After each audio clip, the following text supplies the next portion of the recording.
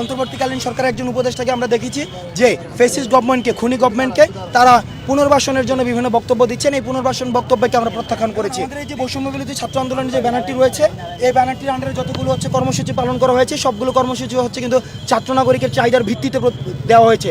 আমরা দেখেছি আমাদের যে বাংলা ব্লকেট কার্যক্রম, শাটডাউন কার্যক্রম, আমরা দেখেছি যে রিমেম্বারিং দ্য হিরোজ কার্যক্রম, মার্চ ফর জাস্টিস কার্যক্রম, যত ধরনের কার্যক্রম, পরবর্তীতে আমাদের 1 পয়েন্ট মুভমেন্ট, স্বৈরাচার পতনের যে আন্দোলন, সেটি কিন্তু দেখা গিয়েছে কি লং মার্চ যেটি ছিল 5ই আগস্ট, এই লং মার্চ এগুলি কিন্তু ছাত্রদের, নাগরিকদের, সমাজের সব ক্লাসের মানুষের চাহিদার ভিত্তিতে কিন্তু দেওয়া হয়েছিল।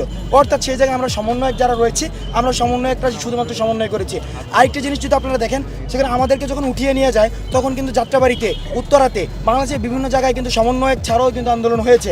অর্থাৎ এই আন্দোলনের একটি গুরুত্বপূর্ণ বিষয় হচ্ছে সমন্বয়ক থাকছে কি থাকছে না সেটা মুখ্য না, মুখ্য হচ্ছে যদি নির্যাতন হয় সেখানে নির্যাতনের বিরুদ্ধে ছাত্র নাগরিক দাঁড়িয়ে যাবে। এই ছাত্র নাগরিক যদি চায় যে আমাদের মধ্য থেকে রাজনৈতিক পলিটিক্যাল অ্যাপ্রোচের মধ্য দিয়ে রাষ্ট্র পুনর্গঠন সম্ভব, পলিটিক্যাল অ্যাপ্রোচের মধ্য দিয়ে রাষ্ট্র সংস্কার করতে হবে, তাদের যদি দাবি থাকে, সেক্ষেত্রে সেটি নিয়ে আমরা পরবর্তীতে ছাত্র নাগরিকের মতামতের ভিত্তিতে আমরা ইতিবাচক সিদ্ধান্ত নেব।